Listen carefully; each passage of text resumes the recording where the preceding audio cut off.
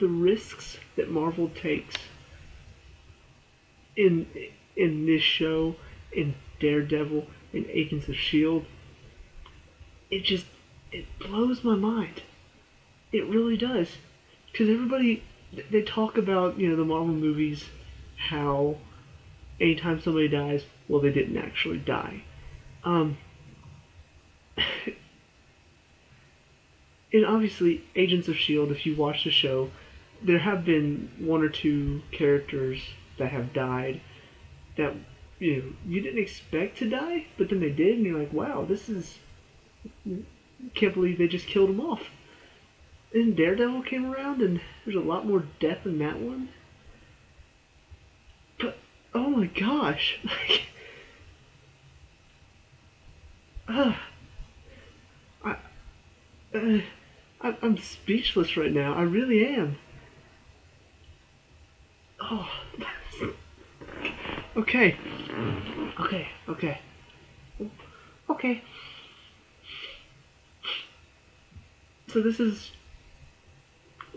the first half is the aftermath of what happens last episode with Kilgrave escaping. Jerry Hogarth is an idiot. We officially find out. She's the one that cut the wire, which of the people that were there, I suspected it was her. It was all just so he would help her get Wendy to sign the divorce papers. Which, God, I'm going through a troubling divorce right now, and my ex won't sign the divorce papers. I need to release this psychopathic serial killer to help me do it. That's a genius plan. Anyway, so that happens. And very... I said two reviews ago that I really hate that whole storyline. Like, it's just... For me, it's done absolutely nothing. It felt pointless. It felt like it wasn't connecting the story at all. It just started connecting last episode when Kilgrave offered to help. But other than that, it's just been really boring. It's been the downside of this whole season for me. Because the rest of the show's been great, but this whole Wendy and Jerry thing has just been like, why is this a thing? It should have been like one or two episodes talked about, and then maybe bring it back last episode.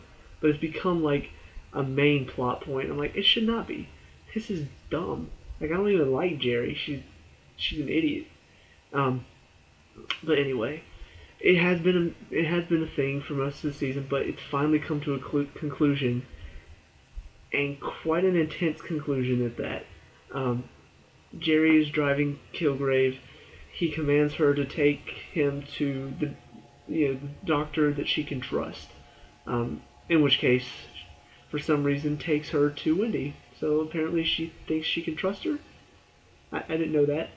But anyway, so takes her there. She's fixing up Kilgrave while they're talking about what happens. And, they talk about stuff. He finds out from Jerry everything that's going on with Jessica and what she's trying, what her motivation was, and then finds out from Wendy, like, what Jerry did, how she feels, and she says that I think to really release all the aggression would take 1,000 cuts or something. She said 1,000 cuts about something. Can't really remember the line. But somebody shows up. Kilgrave has to leave, and he says, "Wendy, the 1,000 cuts thing, kill her with that." And so they kind of flash to another part, which I'll get to. But I want to touch on this story first, because when they flash back, it's Wendy just taking a knife to her. She's like 17, 18, 19, and just cutting her up. But they're not like deep cuts. They're like skin cuts. They don't really go very deep. But Jerry's she's like trying to get away, and then she starts to try to fight back. It ends with Pam showing up, the secretary, to save Jerry's life, and accidentally kills Wendy in the process. I'm not sure if maybe Kilgrave told her to do this, but she grabs like this little statue type thing, hits Wendy over the head, and Wendy falls straight into the corner of this glass table, and like it was pretty gruesome to see. Like it was straight into her head, blood was all over the table. Um, so Wendy's done, and Pam, of course, is freaking out. She realizes Jerry's totally messed up. Had Kilgrave released just to get the divorce paper signed. And so later when they're at the precinct, she's like, all I see now is these evil things that you've done. And so it looks like that story will probably have a conclusion somehow with either Jerry or Pam dying. But I like the fact that they finally ended that whole divorce thing. And I don't know, that was boring for me. But the rest of the episode was just as intense. Jessica. Okay, well, I'll talk about Simpson first. He shows up. Detective Clemson is still. I'm finally getting names now. Clemson is still there. The Morgan Freeman looking detective is still there, and he's got all the information. Simpson shows up and like has a gun to him. He's like threatening him, and then he's kind of like, I'm sorry. We're on the same side. If this guy is trying to make a vaccine, if the scientist is trying to make a vaccine, I want to help. And so Clemson tells him where the address is, and then he shoots him in the head. I'm like, what just happened? Like, I honestly thought like things were okay. For a second there I was like, this Simpson's acting weird. What's going on? Okay, he's good. Okay, he's not good. Somebody want to tell me what's going on, please? I believe it's this medicine that he's on. I said in the last review it might be... I said Super Soldier Project. I don't know why I thought Super Soldier Project just kind of came to mind. I meant like the Super Soldier Project, something secretive that tests experimental drugs on people. And I feel like Simpson was a part of that, and maybe he left for some reason. I don't know. But it seems like these drugs are having a bad side effect on him because he's going kind of crazy. Later on in the episode, he finds Trish and Kilgrave's dad and tries to kill him once he finds out that it's Kilgrave's dad. Trish tries to pull him off. He throws her, and she like runs into the window. And so, I think at that point when he hurt Trish, I think he was kind of like, okay, maybe something is wrong. But she forces him out and locks the door behind him. But something is wrong with him, and I'm a little bit worried that he might become a bit more of a villain now. It's kind of a shame, because he was a good person to have on your team. He's strong and helpful and military guy. And the only problem was he didn't trust Jessica, but I could look past that. I understand why. But now he's just evil, so I don't know where that's going. But man, the rest... Okay. So you got Jessica. She heads back to her office. Kilgrave is there and says, "Look, I talked to the DA. I talked to the judge. I've got Hope released. All you have to do is just bring me my dad, and I'll trade you Hope for my dad." To which they have a little talk about the past. There's a moment that both of them remember differently. It was this moment when he was controlling her. He said he waited the 12 hours, and it was 18 seconds into that, and he's like, "You still had feelings for me. I waited. I didn't control you anymore because I wanted to see you had feelings for me." And she's like, "You remember that wrong. I remember it much differently." And then it shows her imagining like jumping off the roof, like getting a horse and riding away. But before she could jump off, he calls her back in, and like they have an argument. And he's adamant that this did not happen. But in this argument that she remembers, he's like, why don't you listen to me? Why aren't you listening to me? And she's, "I don't want to." He's like, "Why have ears if you're not going to listen?" She's like, "To listen to other people." She's like, "Well, if you're not going to use your ears, you don't need them. Cut off your ears." And she starts to cut off her left one, and then he tells her to stop. And then she reveals present day, and he sees the scar, and it kind of hits him that maybe he is remembering, but then she knocks him out, um, and then ties him up, duct tapes his mouth shut, and tells Hope, stay.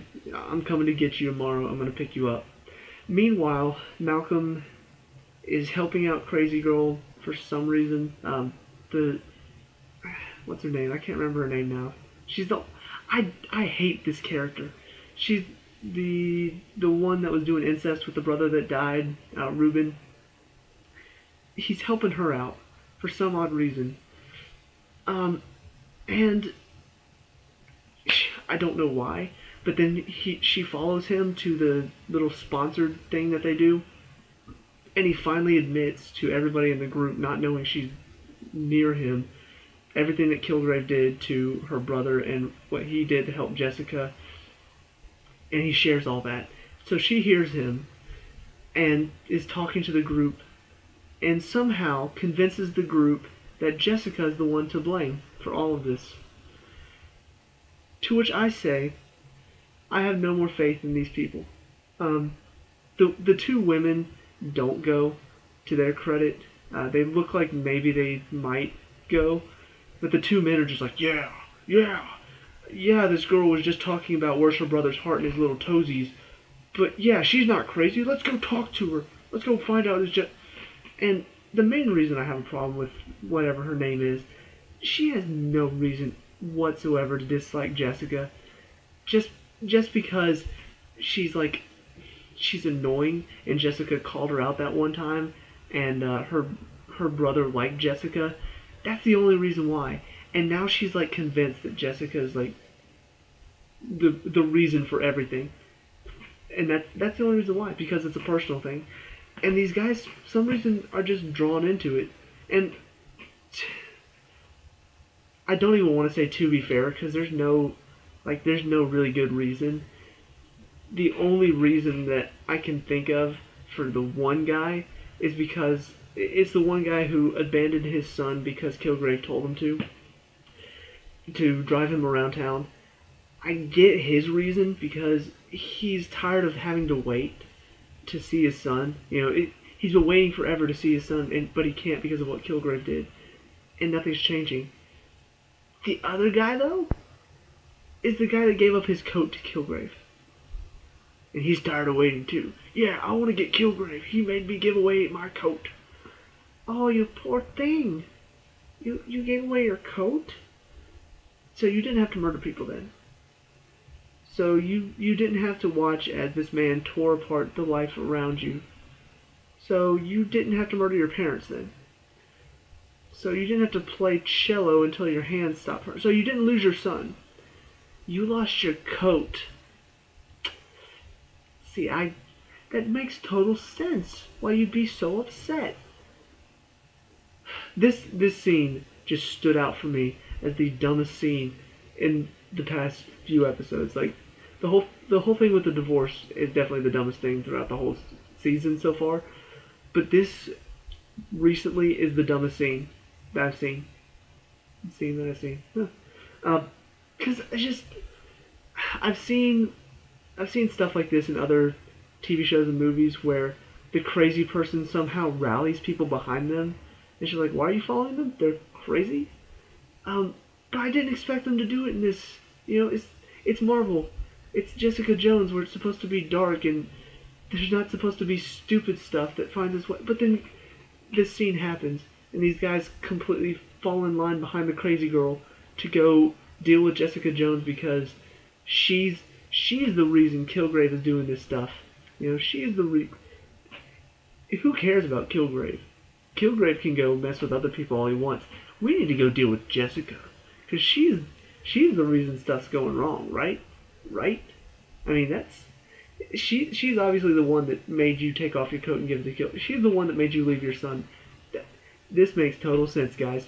Go do your thing. So obviously I'm frustrated about that.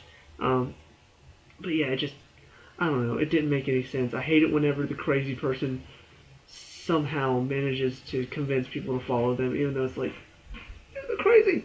But anyway, moving beyond that. the two guys go with the crazy girl. Malcolm shows up trying to warn Jessica, but too little, too late. Two guys bust in. Jessica fights them off, and then crazy girl comes up from behind and whacks her over the head, knocks her out with a board. Um, and for some reason, the guys just leave her unattended. So she goes into the room, sees Kilgrave, and says, "Oh, she's got a prisoner. I'm gonna help you, okay? Don't worry. Jessica's not gonna be able to harm you anymore." And I'm just like, you moron! You're stupid. Somebody please kill this girl, please. I would have rather had. I wish Kilgrave had killed her, not the brother, because at least the brother wasn't like stupid. He was crazy, but he wasn't stupid. She's crazy and stupid and everything wrapped up into a little package that I just want to punch in the face. Now, if this was the intent of this character, well done. You really you nailed it out of the park. I really hate this character. But anyway, so everything's going wrong. They flash to, I think it was that's the scene they go to Trish and the father in the hotel room. That's when Simpson shows up, and then they cut back and it's morning now. Hope calls from the prison as Jessica's regaining consciousness. She says, go lock yourself in the back room. I'll be there soon. And then like she goes to the prison. Somebody's already checked her out. It was a man. One of the lady cops says he said he'll be at his favorite diner. Bring Dad, or else lose all hope. It's just like, okay, this is gonna be epic climax. And then it hit me. We're in the 10th episode. What else is there to do? Apparently a lot. So she goes by the apartment, gets the dad, who thinks he's figured out the vaccine for it. I didn't even mention this. They figured this out at the beginning of this episode. Holy crap! I can't believe I forgot. You figure out how Kilgrave does it. Marvel does this thing now where it's science mixed with the supernatural stuff. And so apparently he's like a virus that he emits, and that's how he's able to control people, by using that virus. And so the dad thinks he's found the vaccine for this virus. So they go to the restaurant, and all four, the two men, Malcolm and then Crazy Girl, who I really wanted to step off the ledge. In fact, I was hoping Jessica would say, why is she still alive? You can have her step off if you want. That would have just been perfect. I would have loved that. This show is making me really dark. I wanted that girl to die. That would have been awesome. Okay. Sorry. But anyway, have a little confrontation between Jessica and Kilgrave. Kilgrave tells his father to step forward. The father looks like maybe the vaccine's working, and then all of a sudden you see his feet start shuffling forward. And he's like, "I'm sorry." And it's just like, man, I thought maybe the vaccine would work. But then again, like I said, we're 10 episodes in out of 13. Of course, things are still going to go wrong.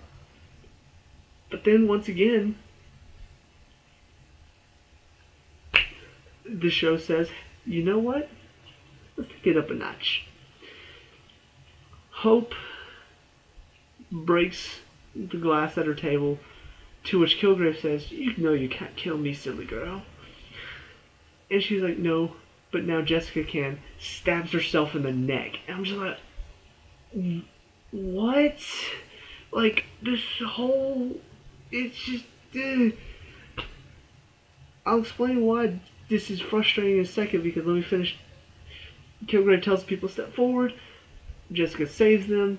And then Hope dies with blood gushing out of her neck in Jessica's arms. And I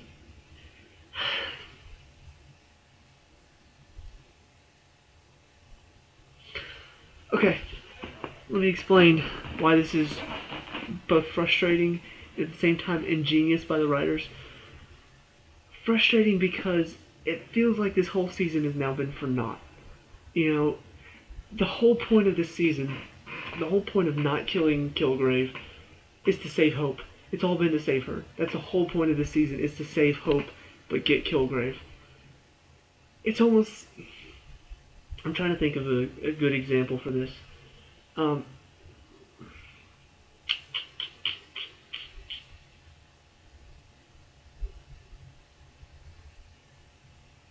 can't think of a good one right now.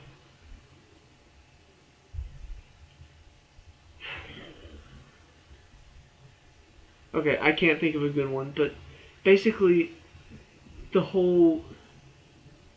Whenever you have a TV show or a movie, there's always an ultimate goal. You know, there's a goal that the rest of the movie or the rest of the season has been about. There's been two goals. One is obviously stopping Kilgrave. That's been like the main goal. But Jessica's whole point in doing all this elaborate stuff, kidnapping him, getting him, capturing him, forcing him to the confession, trying to beat the confession out of him, getting all these people. All of this was to save Hope's life, to keep her from going to prison, and to prove that Kilgrave exists, so she can save her. All of that it seems meaningless now. The best example, it came to me. I'm thinking about How I Met Your Mother. If you haven't watched the show, obviously you're not going to get this. But the whole show was obviously about the main character, Ted, and he's telling his kids the story of how he met their mom. The whole first and second seasons, in fact, the first episode, he meets this girl named Robin. And it was like, at the end of that episode, the kids were like, so that's how you met Mom? He's like, no, that's how I met your Aunt Robin. Aunt Robin? And so it was like, okay, so that's not the mom. But yet the whole first and second seasons felt dedicated to getting Robin. In fact, at the end of the first season, they get together. Second season was about their relationship, and then they broke up at the end of the second season, and then it was like he wanted her, then wanted a different girl, wanted her again, and kept going back to her. And it just felt kind of pointless. You know, it was like, that's not the point of the show. This is how he met the mom. Why is it spending so much time doing this will they, won't they game, when ultimately I know he's not going to end up with her, because that's not the mom. I know that's not the mom. It's kind of the same thing here. It's like, this whole season has been about, will she get Kilgrave convicted? Will she be able to get him? Will she not? You know, will she, won't she? All the way through the season until this episode, where now it's just like all of that build up, all of that back and forth, it feels like it meant nothing now. You know, if I go back and watch this again, watch her do her very best to bring Kilgrave to light and bring everything he's done to light, it's all going to feel completely meaningless, because I'm going to be like, well, it doesn't matter because Hope dies later. You know, golly. Now, that's why it's frustrating. I spent a lot of time on why it's frustrating. It's ingenious, though, because who would have expected that? I mean, honestly. And I've talked about in other reviews of, like, Bones and Supergirl. They've done plot twists in that show, too, but it's never a good plot twist. It's always, if it's a plot twist that you didn't expect, it's never shocking. It's always like, oh, okay, I don't care. Like, it's never a plot twist that makes you care. It's always a plot twist that's like, oh, bet you didn't see that one coming, did you? So, it's not shocking. It's not something that I never would have been able to figure out. It's just, you turned it a different way. And it's weird to say that, because it's like, well, I didn't see it coming, but yet I did. You may know what I'm talking about. It's like whenever something is supposed to be surprising, but it's really not. I don't know, I'm getting too caught up on this. But this is a plot twist that just I never would have seen coming. I really would not have seen this. I honestly thought Hope was gonna be okay, you know, because that just it seemed like Jessica is the hero and she's gonna figure this out, and then she didn't, and it just really really shocked me. Um, and on top of that, you've got Wendy's dead now. The detective is dead now. Um, now Hope's dead, and it makes you feel, or at least it makes me feel like anybody can die. I'm worried Trish might die. I was really hoping Jerry would die. So that's the thing. The two characters, Jerry and the crazy girl, two characters that I wouldn't mind if they were gone because of both. One's crazy and one is just. She's almost as bad as Kilgrave, just not a murderer. She's just evil wise. But they're both okay, and it doesn't seem like they're going to be going anywhere. But man, just I'm still trying to process this.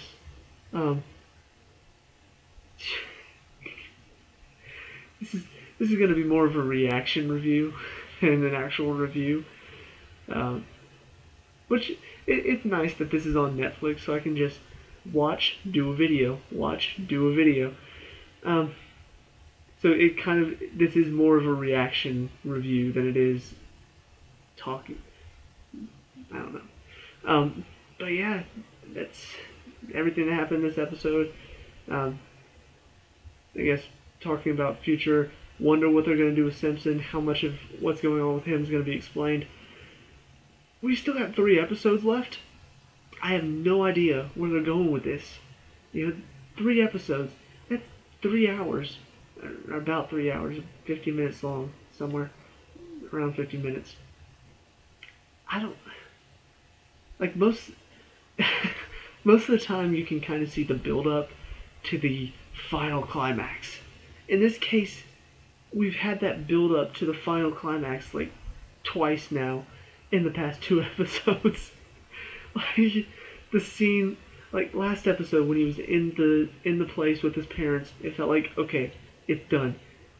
And then he has his mother kill herself, and then he escapes.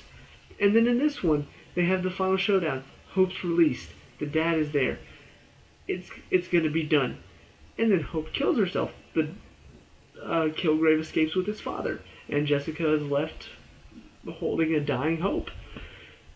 Which, such a metaphor right now. Like, her name is Hope, and she's kind of Jessica's last hope.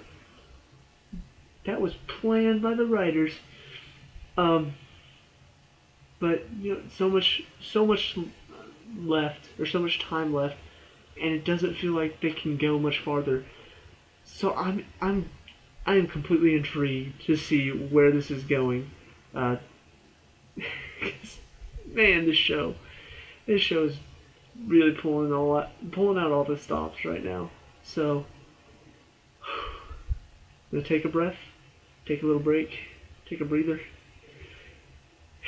And you guys go to the comment section, tell me how right I am, because we all know I'm right that this episode was incredible and really frustrating at the same time.